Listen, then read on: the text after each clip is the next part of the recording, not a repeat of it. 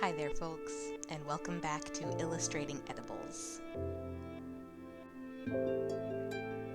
Just a little disclaimer, please consult your local skilled traditional knowledge keeper, forager, or botanist before ingesting any plant life you encounter in the wild. You know, what a perfect time it is to stay inside and draw pretty flowers and plants that also help to heal. I think we could all use some healing right now, so if you're sick or know someone who is or are just a little uneasy, I hope this video helps you relax and learn. So this plant that I have never heard of or seen before is called the self-heal, because essentially it seemed to help with all ailments back in the day, not just physical but emotional ailments as well. And the way I usually decide on what to draw for these videos, I just flip through the book to decide what plant to draw, and the self-heal's happy purple color and adorable blossoms happen to catch my eye. I also finally got some new Tombow brush pens, so now I'm hoping my pictures will be a bit more dynamic and have more subtle color differences. My local art supply store is closed, but offering pickup and delivery, so people have limited contact with each other, which I think is so great. It helps my own anxieties to look at the good that crops up in times like these. People can come together during times of crisis in such interesting and heartwarming ways. So I like focusing on that while also keeping the reality of the situation in the back of my mind, and all that combined kind of helps me cope with everything. You know, I have a responsibility to keep myself and the ones around me healthy, and luckily my job has arranged for us to work from home, so I'm really fortunate to be able to stay inside and do my own thing. It's actually kind of like the way I do my drawings, at least until I get more skilled. I'm not so concerned with making the plants look exactly like their real-life counterparts. I mostly focus on the feeling, the colors and shapes, while keeping the reality in the back of my mind.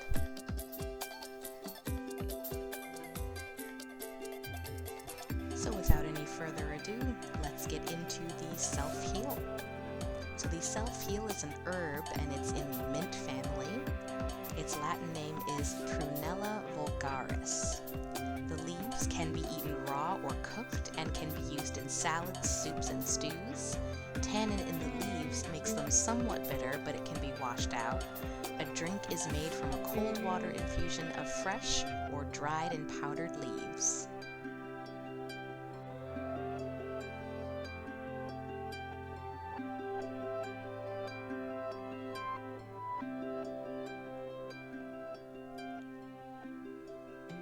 Indigenous people across Canada use the plant for medicine. An infusion of the leaves was used for fevers. A weak decoction of roots and leaves and blossoms was taken for the heart. An infusion of the whole plant was used to wash a burst boil, applied to neck sores, taken for backaches, fed to babies that cry too much, used as an eye wash to keep the eyes moist on cold or windy days, taken for sickness caused by grieving, and employed as a tonic for general indisposition.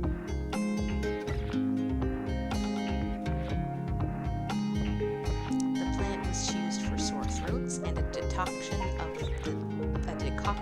the whole plant was taken for diarrhea and vomiting, as an emetic for fevers and shortness of breath, in a steam bath for sore legs or stiff knees, to strengthen the wound, and for stomach cramps and biliousness. And for those of you who don't know, biliousness is a term used in the 18th and 19th centuries pertaining to bad indigestion, stomach pains, constipation, and excessive flatulence. The quantity or quality of bile was thought to be at the fault for the condition, and as you know, we don't believe in the biles anymore.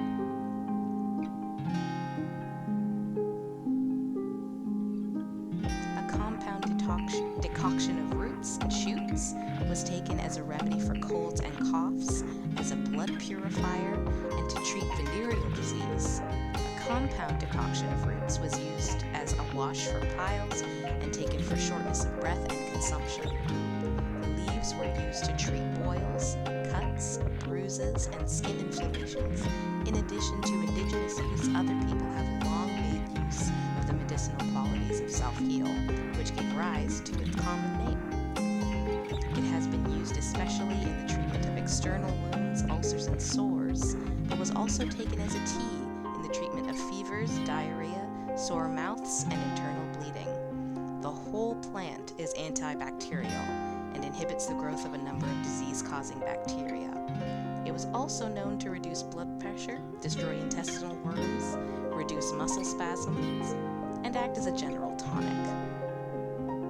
An infusion of plant was used for saddle and back sores and as an eye wash for horses by the Blackfoot. An olive green dye can be made from the flowers and stems. So it's a perennial herb with upright stems, solitary or clustered, about 10 to 50 centimeters tall. The leaves are in pairs, they're opposite, they're lance-shaped or oval, entire or obscurely toothed. The lower leaves are long-stalked. Violet or purplish flowers 1 to 2 centimeters long, petals fused into 2 lipped tube, with bottom lip divided into 3 lobes, middle lobe fringed in dense terminal spikes. It produces 4 nutlets. This introduced Eurasian species is a common weed of lawns, fields, and roadsides throughout Canada, so you might have this in your backyard somewhere.